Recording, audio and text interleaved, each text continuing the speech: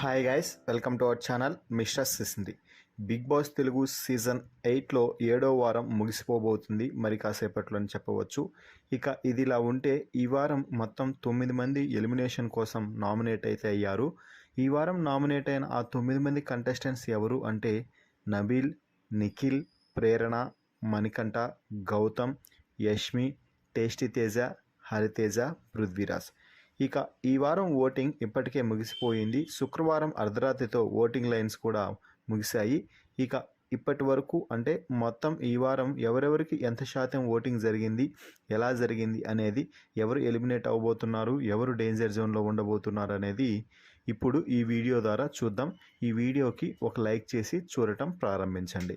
ఇక అసలు విషయానికి వస్తే ఈ వారం జరిగిన ఓటింగ్లో నిఖిల్ టాప్ ప్లేస్లో దూసుకుపోయాడు అని చెప్పవచ్చు. నిఖిల్ మొత్తంగా వీక్ అంతా కలిపి 20% ఓటింగ్ని అయితే కొల్లగొట్టాడు అని చెప్పాలి. ఇక ఆ తర్వాత రెండో స్థానంలో నబీల్ కొనసాగుతున్నాడు. నబీల్కి ఈ వారం కొంచెం నెగిటివిటీ అయినప్పటికీ కూడా నబీల్ ఓటింగ్లో మాత్రం దూసుకుపోతున్నాడు. నబీల్కి 17% ఓటింగ్తో రెండో స్థానంలో నిలిచాడు అని చెప్పవచ్చు. ఇక మూడో స్థానంలో ప్రేరణ నిలిచింది. ప్రేరణకి ఈ వారం మొత్తం 15% ఓటింగ్ అయితే జరిగింది. కాన్స్టెంట్గా పాజిటివిటీగా కొనసాగుతుండడం ప్రేరణకి పర్ఫెక్ట్గా యాక్సెప్ట్ అవుతుంది అని చెప్పవచ్చు. దీంతో ప్రేరణకి ఓటింగ్ కూడా బాగానే జరుగుతుంది. ఇక నాలుగవ స్థానంలో మణికంఠ నిలిచాడు. మణికంఠ నెగిటివ్ కానీ పాజిటివ్ కానీ గేమ్ మొత్తం మణికంఠ చుట్టూనే తిరుగుతుండడంతో మణికంఠకి ఓటింగ్ కూడా బాగానే జరుగుతుంది అని చెప్పవచ్చు. మణికంఠకి ఈ వారం మొత్తం 14% ఓటింగ్ అయితే జరిగింది అని చెప్పాలి. ఇక ఈ వారం చివరిలో మెగా చీఫ్గా అవతరించిన గౌతమ్కి ఓటింగ్ బాగానే జరిగిందని చెప్పవచ్చు. ఓపెనింగ్లో గౌతమ్కి కొంచెం తక్కువ ఓటింగ్ అయినప్పటికీ ఆ తర్వాత గౌతమ్ ఓటింగ్ బాగా పుంజుకొని చివరికి 13%తో 5వ ప్లేస్లో నిలిచాడు గౌతమ్. ఇక ఆరో స్థానంలో యష్మి నిలిచింది. యష్మికి ఈ వారం మొత్తం 11% ఓటింగ్ అయితే జరిగింది అని చెప్పాలి. యష్మి ఈ వారం కొంచెం పాజిటివిటీ కొంచెం నెగిటివిటీతో ఎలాగోలా నామినేషన్స్ నుంచి బయటపడింది అని చెప్పవచ్చు. ఇక ఈ వారం 7వ స్థానంలో నిలిచారు టేస్టీ తేజ. మొదట్లో ఎలిమినేట్ అయ్యేది ఈయనే అంటూ పెద్దగా వార్తలు అయితే వైరల్ అయ్యాయి. అలాగే ఓటింగ్ కూడా జరిగింది.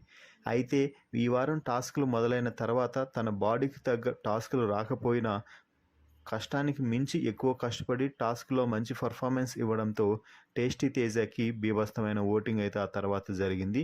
దీంతో వారం చివరిలో మొత్తానికి 8% ఓటింగ్తో ఈ వారం డేంజర్ జోన్ నుంచి బయటపడ్డాడు అనే చెప్పవచ్చు. ఇక ఈ వారం ఎలిమినేషన్ జోన్లో ఉన్న ఆ ఇద్దరు ఎవరు అంటే హరితేజ, పృథ్వీ.